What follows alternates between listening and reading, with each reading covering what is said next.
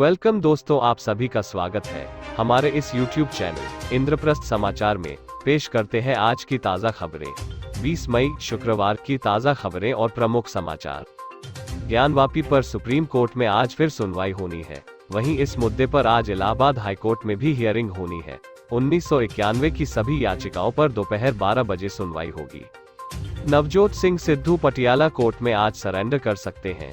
34 साल पुराने road rage case supreme court ने सिद्धू को 1 साल की सजा सुनाई है। सीतापुर जेल में बंद आजम खान सुप्रीम कोर्ट से जमानत मिलने के बाद आज रिहा हो गए हैं। देश और दुनिया के आज के ताज़ा घटनाक्रम कुछ इस प्रकार हैं। तो चलिए दोस्तों, आज के वीडियो को स्टार्ट करते हैं और बताते हैं आपको आज के ताज़ा समाचार। चैनल पर पहली बार आए हैं तो सब्सक्राइब जरूर करें और वीडियो को लाइक भी कर दें। नंबर 1, आजम खान की रिहाई बदलेगी मुस्लिम सियासत, जाने यूपी में क्या बन सकते हैं समीकरण। उत्तर प्रदेश की राजनीति के प्रमुख मुस्लिम चेहरे आजम खान करीब 27 महीने बाद आज जमानत पर जेल से रिहा गए। रिहाई के दौरान आजम खान की जो तस्वीर सामने आई है वह कई सियासी संदेश दे रही है। सपा नेता आजम खान को जेल से लेने के लिए अखिलेश यादव से नाराज चल रहे उनके चाचा शिवपाल यादव पहुंचे थे। खास बात यह रही कि आजम खान को लेने समाजवादी पार्टी से कोई बड़ा नेता नहीं पहुंचा था। हालांकि उनकी रिहाई पर समाजवादी पार्टी प्रमुख अखिलेश यादव का ट्वीट जरूर आया है, जिसमें उन्होंने लिखा, झूठ के लम्हे होते हैं, सदियां नहीं। इसके पहले 3 मई को आजम खान के बेटे मोहम्मद अब्दुल्ला आजम खान ने मोहम्मद आजम खान के नाम से ईद के दिन ट्वीट किया था, जिसमें उन्होंने लिखा था कि तू छोड़ रहा है तो खता इसमें तेरी क्या, हर शख्स मेरा साथ निभा भी नहीं सकता। आज की तस्वीर और ईद के ट्वीट ही आजम खान की रिहाई का राजनीतिक महत्व बढ़ा रहे हैं और ऐसे कई सियासी संकेत मिल रहे हैं जो आने वाले समय में आजम खान की उत्तर प्रदेश की मुस्लिम सियासत को बदल सकती है। सपा की हार के बाद आजम खान का बड़ा महत्व। असल में मार्च में उत्तर प्रदेश में योगी सरकार की वापसी के बाद ही सीतापुर जेल विपक्षी नेताओं के लिए सियासी रणनीति का डेरा बन गई। जैसे ही अखिलेश यादव के खिलाफ मुस्लिम नेताओं की नाराजगी खबरें सामने आनी शुरू हुई, उसके बाद आजम खान के करीबी और उनके मीडिया सलाहकार फसाहत अली खान के बयान ने इन कयासों को बल दे दिया कि आजम खान अखिलेश से नाराज है। उसके बाद तो आजम खान से जेल में प्रमुख दलों के नेताओं का तांता लग गया। इस लिस्ट में कांग्रेस नेता प्रमोद कृष्णन, शिवपाल यादव, भीम आर्मी प्रमुख चंद्रशेखर थे। इसके अलावा आजम खान के परिवार से रामपुर मिलने अखिलेश के गठबंधन के साथी और राष्ट्रीय लोकदल प्रमुख जयंत चौधरी भी पहुंच गए। इस दौरान अखिलेश यादव से आजम खान की नाराजगी की एक और सबूत तब मिला जब समाजवादी पार्टी नेताओं से आजम खान ने जेल में मिलने से मना कर दिया। आजम खान के इस फैसले से उनकी करीबी फसाहत अली खान की उस बात को दम मिला जो उन्होंने रामपुर में एक सभा के दौरान कही थी। उन्होंने कहा था, वाह राष्ट्रीय अध्यक्ष जी वाह, हमने आपको और आपके वालिद साहब मुलायम सिंह को 4 बार प्रदेश का मुख्यमंत्री बनवाया। आप इतना नहीं कर सकते थे कि आजम खान साहब को नेता विपक्ष बना देते। वो यही नहीं रुके, बोले आजम खान साहब के जेल से बाहर नहीं आने की वजह से हम लोग सियासी रूप से यतीम हो गए हैं। मायावती भी डाल रही हैं दौरे। आजम खान से रिहाई के कुछ दिन पहले बसपा प्रमुख मायावती ने भी चौंकाने वाला बयान दिया। मायावती ने बीते 12 मई को ट्वीट कर कहा था कि इसी यूपी सरकार द्वारा अपने विरोधियों पर लगातार द्वेषपूर्ण व आतंकित कार्यवाही तथा वरिष्ठ विधायक मोहम्मद आजम खान को करीब 2.25 वर्षों से जेल में बंद रखने का मामला काफी चर्चाओं में है, जो लोगों की नजर में न्याय का गला घोटना नहीं तो और क्या है। मायावती का यह बयान इसलिए भी अहम है क्योंकि बसपा के लिए 2022 के विधानसभा चुनाव में सबसे खराब प्रदर्शन के बाद मुस्लिम वोटर को अपने साथ बेहद जरूरी हो गया है। बसपा को इन चुनावों में केवल 1 सीट पर जीत मिली थी और इस कवायद में सपा से नाराज मुस्लिम नेता उनके काफी काम आ सकते हैं, क्योंकि चुनावी हार के बाद कई नेता सपा में रहते हुए अखिलेश यादव की मुस्लिम राजनीति पर सवाल उठा रहे हैं। जैसे कुछ दिन पहले सपा नेता और संभल से सांसद डॉक्टर शफीकुर रहमान बक ने कहा, भाजपा को छोड़िए, समाजवादी पार्टी ही मुसलमानों के हितों में काम नहीं कर रही। इसके अलावा कासिम राइन, मोहम्मद हमजा शेख सहित कई नेताओं ने या तो पार्टी छोड़ी दी है या फिर पार्टी में रहते हुए अखिलेश यादव के बर्ताव पर सवाल उठाए हैं। उन सब का यही कहना है कि समाजवादी पार्टी मुसलमान के सवाल चुप्पी साध कर बैठी है। आजम खान कैसे आएंगे दलों के काम। असल में आजम खान के ऊपर डोरे डोलने के पीछे सभी राजनीतिक दलों का अपना गणित है। एक तरफ उत्तर प्रदेश की राजनीति में हाशिए पर जा चुकी बसपा जहां दलित और मुस्लिम गठजोड़ को दोबारा अपने पाले में लाना चाहती है, जिससे कि उसकी सियासी जमीन तैयार हो सके, तो दूसरी तरफ यूपी की राजनीति से अप्रासंगिक हो चुकी कांग्रेस आजम खान के जरिए मुस्लिम वोटर को लुभाकर फिर से अपनी उपस्थिति दर्ज कराना चाहती है। वहीं चाचा शिवपाल यादव आजम खान को अपने पाले में लाकर न केवल अखिलेश को बड़ा झटका देना चाहते हैं बल्कि आगे की अपनी सियासत की अहमियत बढ़ाना चाहते हैं। वहीं मुस्लिम राजनीति के बल पर यूपी में सियासी जमीन बनाने की कोशिश में लगे एआईएमआईएम प्रमुख असदुद्दीन ओवैसी आजम खान को अपने साथ लाकर अपनी सियासत चमकाना चाहते हैं। असल में आजम खान यूपी की राजनीति में प्रमुख मुस्लिम चेहरा रहे हैं और रामपुर में उनका और उनके परिवार का हमेशा सियासी वर्चस्व रहा है। इसी का परिणाम है कि जिस रामपुर में उनके खिलाफ भ्रष्टाचार और दूसरे मामले को लेकर 80 मुकदमे हुए और उन्हें जेल जाना पड़ा, उसके बावजूद भी 2022 के विधानसभा चुनाव में न केवल वह जीते बल्कि उनके बेटे अब्दुल्ला खान ने भी जीत हासिल की। इस बार की जीत के साथ आजम खान ने 10वीं बार विधानसभा चुनाव जीता है। ऐसे में साफ है कि आजम खान जिस दल के साथ जाएंगे बड़ा मुस्लिम चेहरा मिलेगा, साथ ही वो अपने आप को योगी सरकार के मुस्लिम विरोधी राजनीति के शिकार के रूप में भी पेश करेंगे। एक बार सपा से निकाले जा चुके हैं आजम खान। वैसे आजम खान शुरू से समाजवादी रहे हैं, लेकिन एक दौर ऐसी भी आया था जब उन्हें खुद मुलायम सिंह यादव ने सपा से निष्कासित कर दिया था।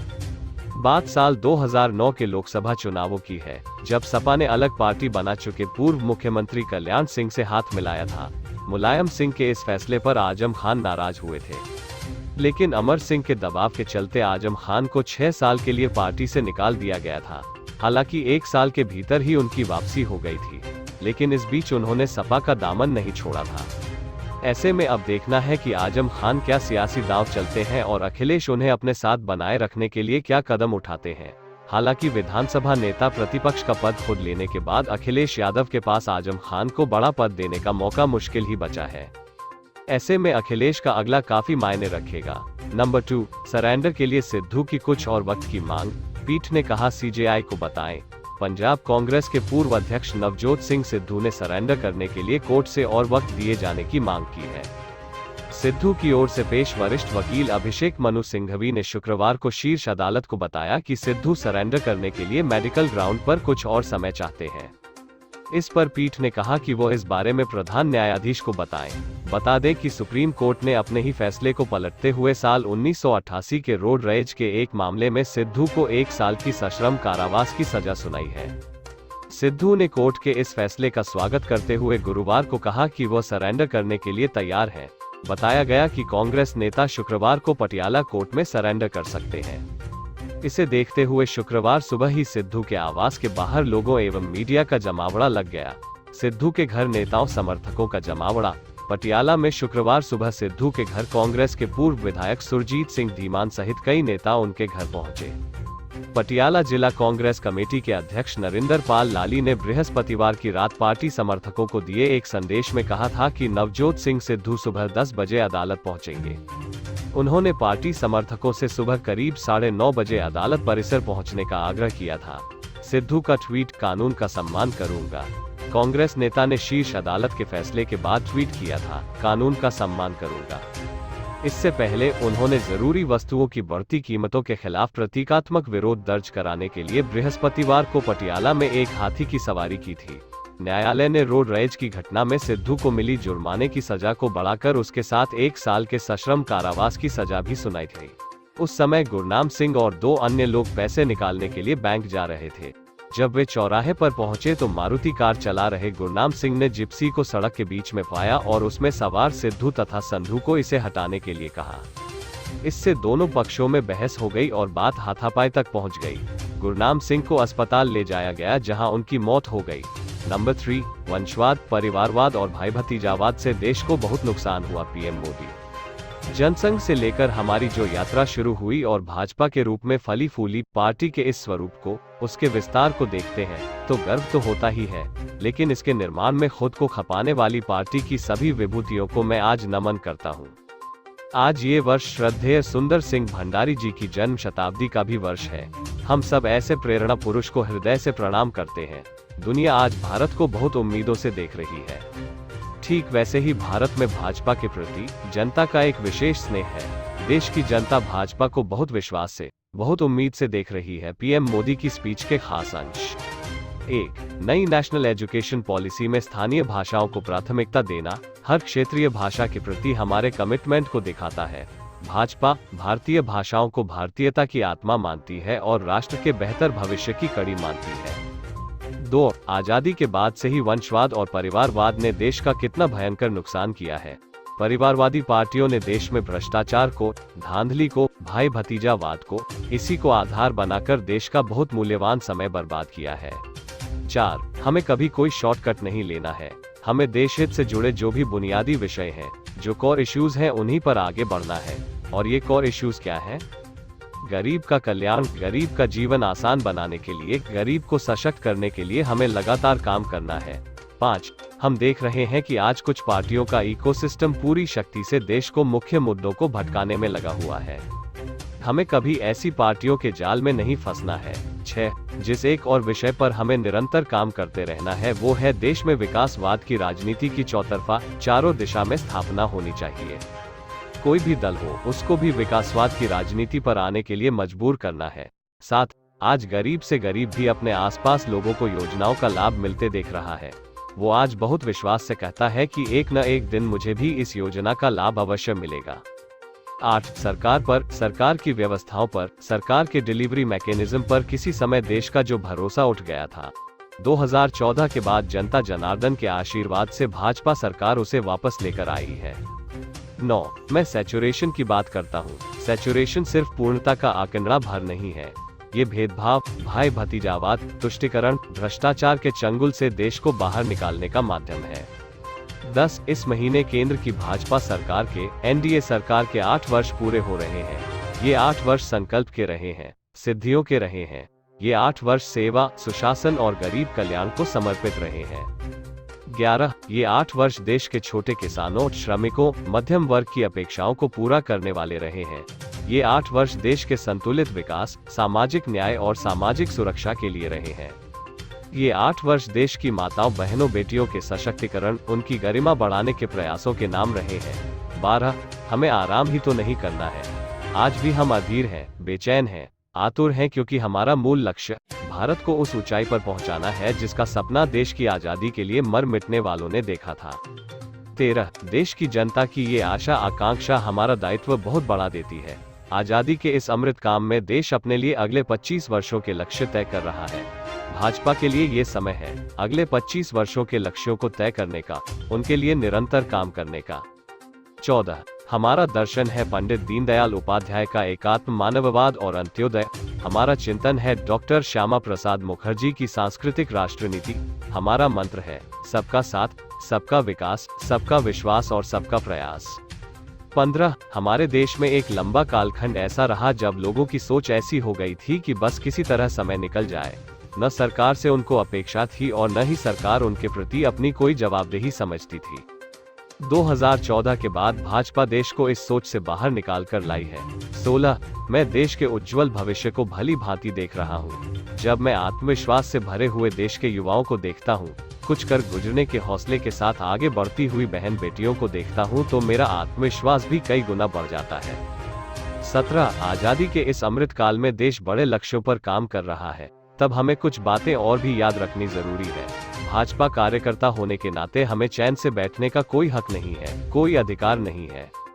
18. कोविड के संक्रमण काल में जब सभी राजनीतिक दल लॉकडाउन हो गए, आइसोलेशन में चले गए, नेता भी जब ट्विटर पर दिखे, ऐसे वक्त पर आपने हमें सेवा ही संगठन का मंत्र दिया। सेवा ही संगठन के मंत्र से प्रेरित होकर भाजपा का एक एक कार्यकर्ता आपके बताए मार्ग पर चला। विधानसभा चुनाव के मद्देनजर तैयारी। राजस्थान में नेताओं ने केंद्र सरकार की योजनाओं का प्रचार प्रसार शुरू कर दिया है। पार्टी कार्यकर्ताओं ने कहा कि लोकसभा चुनाव 2024 जीतने की यही रणनीति है। लोकसभा चुनाव से पहले राजस्थान समेत 12 राज्यों में विधानसभा चुनाव होने हैं।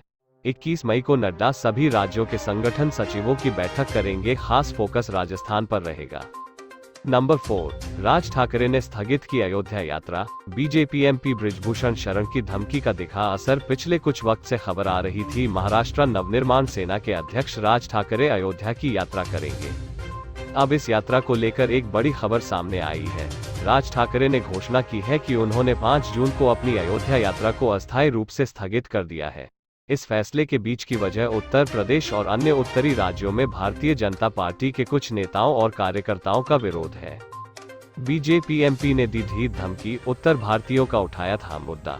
वे 2008 में मनसे आंदोलन के दौरान उत्तर भारतीयों के साथ हुए व्यवहार के लिए राज ठाकरे से माफी मांगने की मांग कर रहे हैं।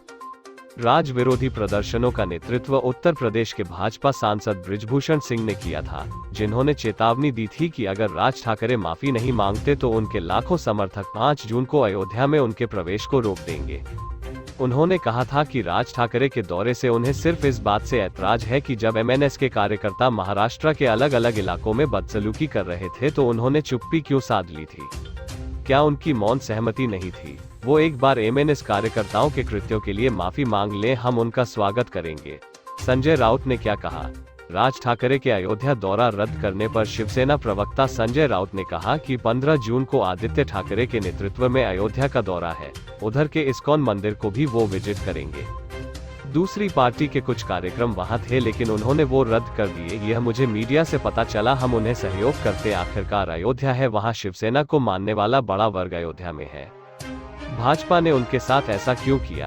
भाजपा द्वारा उनका इस्तेमाल हो रहा है, यह कुछ लोगों को देर से समझ आता है। नंबर 5, रिलेशनशिप खत्म करने से फैसले से खफा हुआ युवक, समुद्र तट पर चाकू मारकर की प्रेमिका की हत्या। दक्षिण गोवा के वेलसांव समुद्र तट पर एक 19 वर्षीय महिला की चाकू मारकर हत्या करने के मामले में पुलिस ने एक व्यक्ति को गिरफ्तार कर लिया है। दरअसल समुद्र तट पर पुलिस को एक महिला का शव मिला था, जिसके बाद से पुलिस इसे मर्डर का मामला बता रही थी। शव मिलने के एक दिन बाद गुरुवार को आरोपी किशन कलंगुटकर 26 को पुलिस ने गिरफ्तार कर लिया। कॉलेज के दिनों से था अफेयर। पुलिस अधीक्षक दक्षिण अभिषेक धानिया ने कहा, आरोपी एक कॉलेज में पढ़ने वाली युवती से प्यार करता था और बुधवार को उसके साथ समुद्र तट पर गया था। उन्होंने बताया कि आरोपी महिला से नाराज था क्योंकि उसने उससे कहा था कि वह उसके साथ रिलेशनशिप को जारी नहीं रखना चाहती है। इसके बाद से किशन परेशान रहने लगा और उसने महिला को ठिकाने लगाने की योजना बना डाली। कई बार चाकू से किए वार, धनिया ने बताया। इससे गुस्साए आरोपी ने पीड़िता को कई बार चाकू मारा, जिससे उसकी मौके पर ही मौत हो गई और बाद में उसके शव को समुद्र तट पर स्थित झाड़ियों में फेंक दिया। उन्होंने कहा कि शव मिलने के बाद वास्को पुलिस ने जांच शुरू की और 24 घंटे के भीतर आरोपी को पकड़ लिया। आपको बता दें कि कुछ साल पहले भी दक्षिण गोवा के समुद्र तट पर इसी तरह का मामला सामने आया था, जहां 28 वर्षीय एक ब्रिटिश महिला का शव मिलने से सनसनी फैल गई थी। बाद में पुलिस ने स्थानीय निवासी विकास भगत को गिरफ्तार कर लिया था। पुलिस पूछताछ में विकास ने बताया था कि महिला ने उसके साथ शारीरिक संबंध बनाने से इनकार कर दिया था, जिसके बाद उसने गुस्से में बियर की बोतल महिला को दे मारी। नंबर 6, महंगाई पर चार्ट पेश कर थरूर ने सरकार को घेरा, समय के एक बड़े अंतर को भी बताया। कांग्रेस नेता शशि थरूर ने महंगाई पर सरकार को एक बार फिर घेरा है। उन्होंने यूपीए और मौजूदा सरकार के समय की खाद्य वस्तुओं चावल, गेहूं, तेल व सब्जी की कीमत की तुलना करते हुए एक चार्ट पेश किया है। साथ ही उन्होंने कहा है कि दोनों सरकारों के बीच एक बड़ा अंतर यह है कि आप इस महंगाई का अनुभव रोज कर सकते हैं। बता दें कि ईंधन की कीमत में हो रहे इजाफे को लेकर कांग्रेस के सांसद सरकार के खिलाफ लगातार मुखर हैं। 2014 और 2022 के बीच का चार्ट पेश किया। तिरुवनंतपुरम के सांसद ने जो चार्ट पेश किया है वह 2014 और 2022 के बीच का है। उन्होंने बताया है कि एनडीए सरकार के सत्ता में आने के बाद खाद्य वस्तुओं की कीमत कितनी बढ़ गई है। थरूर का कहना है कि बीत 8 सालों में वनस्पति तेल की कीमत में 118% का इजाफा और पाम ऑयल के दाम में 109% की वृद्धि हुई है। इसके अलावा चावल, गेहूं, दाल, चीनी, दूध, चाय, नमक, आलू, प्याज, टमाटर की कीमत में 10% से लेकर 60% की बढ़ोतरी हुई है। महंगाई को लेकर सरकार पर हमलावर है थरूर के मुताबिक पेट्रोल और डीजल की कीमत में 22 मार्च एवं 6 अप्रैल के बीच 14 बार वृद्धि हुई है। गुरुवार को घरेलू गैस सिलेंडर की कीमत में 3.50 रुपए की वृद्धि हुई, जिसके बाद प्रति सिलेंडर की कीमत 1000 रुपए को पार कर गई। ईंधन की कीमतों में इजाफे के लिए सरकार ने रूस यूक्रेन के बीच जारी युद्ध को जिम्मेदार ठहराया है। वित्त मंत्री निर्मला सीतारमण ने कहा है कि रूस यूक्रेन संकट की वजह से सभी देश प्रभावित हुए हैं और इस युद्ध से खाद्य आपूर्ति की श्रृंखला बाधित हुई है। नंबर 7, सीबीआई की रेड पर भड़की लालू यादव की बेटी रोहिणी, जांच एजेंसी को बताया बेशर्म तोता। केंद्रीय जांच ब्यूरो सीबीआई शुक्रवार सुबह राजद सुप्रीमो लालू प्रसाद यादव से जुड़े 17 ठिकानों पर छापा मारने के लिए पहुंची। ये छापे लालू यादव से जुड़े दिल्ली, पटना, गोपालगंज एवं अन्य जगहों पर हुए। सीबीआई की एक टीम लालू यादव की बेटी मीसा भारती के दिल्ली स्थित आवास पर भी पहुंची। सीबीआई की इस रेड पर लालू यादव की छोटी बेटी रोहिणी आचार्य ने जांच एजेंसी ने पलटवार किया। रोहिणी ने जांच एजेंसी को तोता बताया। सीबीआई की इस छापे की कार्रवाई पर रोहिणी ने कई ट्वीट किए हैं। उन्होंने कहा है कि लालू जी को डराने के लिए तोते को बुलाया है, एक बार फिर से छापेमारी का हथकंडा अपनाया है, बेशर्मो सुधर जाओ। रोहिणी का पलटवार। अपने पिता एवं परिवार के बचाव में उतरी रोहिणी ने कहा, सृजन घोटाले के सृजनकर्ता की साजिश है। लालू परिवार को बदनाम करने की अनैतिक नीति अपना रखी है। रोहिणी ने अपने एक ट्वीट में अभद्र भाषा का भी इस्तेमाल किया। लालू की बेटी का कहना है, रेलवे में हजारों करोड़ों का मुनाफा देकर देश दुनिया में जिसने नाम कमाया, आज देश बेचने वालों की टोली ने सत्ता का दुरुपयोग कर उन्हीं पर छापा मरवाया। नौकरी के बदले जमीन लेने का आरोप। बता दें कि लालू यादव पर आरोप लगा है कि जब वो केंद्र सरकार में रेल मंत्री थी तो उन्होंने नौकरी के बदले लोगों से जमीन लिखवाई। उन पर नौकरी के बदले जमीन लेने का आरोप है। सीबीआई इस मामले की जांच कर रही है। सुबह 8 बजे के करीब जांच एजेंसी की टीम मीसा भारती के आवास पहुंची। बाद में दिल्ली पुलिस के जवान भी यहां पहुंच गए। बताया जा रहा है कि लालू यादव पिछले कुछ दिनों से मीसा यादव के यहां हैं। 2009 में भी मामला उठा था। 2009 में राजनीतिक गलियारों में जब इस मुद्दे को लेकर हंगामा मचा और खुद ममता बनर्जी ने सीबीआई जांच के लिए अपनी मंशा जाहिर की तो लालू प्रसाद ने कहा था कि इस मुद्दे पर बहुत कुछ कहा गया है, उन्हें जो चाहिए वो करने दें, मैं किसी के साथ कुछ भी गलत नहीं करता हूं, मैं अपना काम करता हूं और बस इतना ही। मैं ममता द्वारा सीबीआई जांच की मांग से डरता नहीं हूं। इस मुद्दे पर आगे टिप्पणी करने से इनकार करते हुए यहां संवाददाताओं से कहा। नंबर 8, सामना के जरिए बोली शिवसेना कैलाश पर्वत पर चीन ने किया कब्जा, भक्त शिवजी को ताजमहल के नीचे ढूंढ रहे हैं। शिवसेना ने अपने मुखपत्र सामना के जरिए एक बार फिर बीजेपी पर जमकर हमला किया है। सामना ने ज्ञानवापी मुद्दे का जिक्र करते हुए कहा कि राजनीतिक कारणों से बीजेपी इस मुद्दे को तूल दे रही है। 2024 का उत्खनन शुरू नाम से लिखे गए इस लेख में कहा गया है, ज्ञानवापी मस्जिद का मुद्दा भाजपा ने एजेंडे पर ले लिया है, ऐसा प्रतीत होता है। प्रकरण न्यायालय में चल ही रहा है। मंदिर या मस्जिद, इसका उत्खनन कोर्ट के सर्वे द्वारा किए जाने के बाद मस्जिद परिसर में शिवलिंग मिलने की बात कही गई। बीजेपी पर वार, भाजपा पर तीखा हमला करते हुए लेख में कहा गया है, हर बार कोई नई राम कहानी अथवा कृष्ण कथा रची जाती है। इसका मूल रामायण महाभारत से कोई संबंध नहीं होता है, लेकिन लोगों को उकसाते रहना है, ऐसा धंधा चल रहा है। ताजमहल की जमीन के नीचे क्या छिपा है, ये भी खोदकर निकालो, ऐसी मांग इन्हीं में से कुछ लोगों द्वारा करना ये भी मजेदार है। ताजमहल प्रकरण में कोर्ट ने याचिकाकर्ता को फटकार लगाए। उसी समय दिल्ली की जामा मस्जिद पर भी भाजपा के साक्षी महाराज ने दावा ठोक दिया है, दुनिया कहां जा रही है और हम क्या कर रहे हैं। चीन और फ्रांस का जिक्र लेख में आगे कहा गया है, कैलाश पर्वत समस्त हिंदुओं की आस्था का केंद्र है। कैलाश पर्वत पर भगवान शिवजी विराजमान है। उस कैलाश पर्वत पर चीन ने कब्जा जमा रखा है और भक्त लोग शिवजी को ताजमहल के नीचे ढूंढ रहे हैं। नई पीढ़ी के हाथ में वर्तमान शासक निश्चित तौर पर क्या रखने वाले हैं। 6.5 करोड़ जनसंख्या वाला देश फ्रांस राफेल बनाकर हमें बेच रहा है और 130 करोड़ लोगों का देश रोज मंदिर, मस्जिद और अवशेषों का उत्खनन कर रहा है।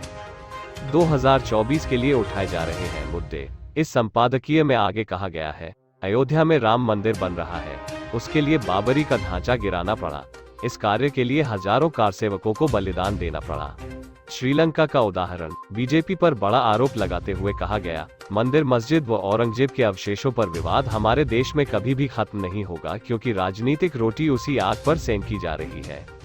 परंतु इस आग की अपेक्षा पेट की आग महत्वपूर्ण है। उस आग का दावानल भारत पर क्या होता है, उसका ज्वलंत उदाहरण पड़ोसी श्रीलंका में नजर आता है। देश भर में धर्म के नाम पर जो गड्ढे खोदे जा रहे हैं, उन गड्ढों में देश के पांव न फंसे, इतनी ही अपेक्षा है।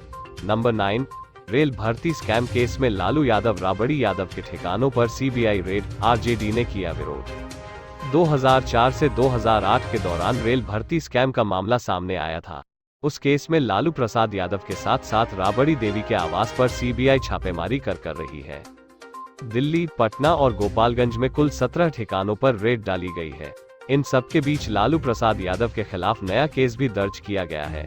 रेल मंत्री रहते हुए लालू प्रसाद यादव की कार्यप्रणाली पर तत्कालीन रेल मंत्री ममता बनर्जी ने सवाल उठाए थे। यहां तक कि 2009 में उन्होंने सीबीआई जांच की मांग की थी। ममता बनर्जी ने 2004 और 2008 के बीच कार्यकाल के दौरान कथित अनियमितताओं की सीबीआई जांच की मांग की थी। ममता बनर्जी जब रेल मंत्री थीं तो उस वक्त जेडीयू के सांसदों ने सीबीआई जांच की मांग की थी। लालू प्रसाद यादव पर आरोप था कि लोगों ने रेलवे की नौकरियों और अनुबंधों के बदले प्रसाद के रिश्तेदारों को अपनी जमीन बेच दी। लालू पर सीबीआई का शिकंजा। एक पूर्व रेल मंत्री लालू प्रसाद यादव के परिसरों की तलाशी 2, उनके कार्यकाल के दौरान हुए भर्ती घोटाले के संबंध में रेड 3, राबड़ी देवी के घर पहुंची सीबीआई टीम। 4 दिल्ली, पटना, गोपालगंज समेत 17 जगहों पर छापेमारी। 5 सुबह 6 बजे से सीबीआई की छापेमारी। 6 रेलवे में नौकरी के बदले जमीन लेने का आरोप। 7 राजद नेताओं और कार्यकर्ताओं ने पार्टी प्रमुख लालू यादव के कई स्थानों पर चल रही सीबीआई छापेमारी का विरोध किया। 8 सीबीआई कथित रेलवे नौकरी घोटाले के लिए जमीन से संबंधित एक नए मामले के सिलसिले में छापेमारी कर रही है। 2009 में भी मामला उठा था। 2009 में राजनीतिक गलियारों में जब इस मुद्दे को लेकर हंगामा मचा और खुद ममता बनर्जी ने सीबीआई जांच के लिए अपनी मंशा जाहिर की तो लालू प्रसाद ने कहा था कि इस मुद्दे पर बहुत कुछ कहा गया है, उन्हें जो चाहिए वो करने दें, मैं किसी के साथ कुछ भी गलत नहीं करता हूँ, मैं अपना काम करता हूँ और बस इतना ही। मैं ममता द्वारा सीबीआई जांच की मांग से डरता नहीं हूँ। इस मुद्दे पर आगे टिप्पणी करने से इनकार करते हुए यहाँ संवाददाताओं से कहा। तो ये थे आज के ताज़ा समाचार। उम्मीद करता हूँ आपको आज की वीडियो काफी पसंद आई होगी।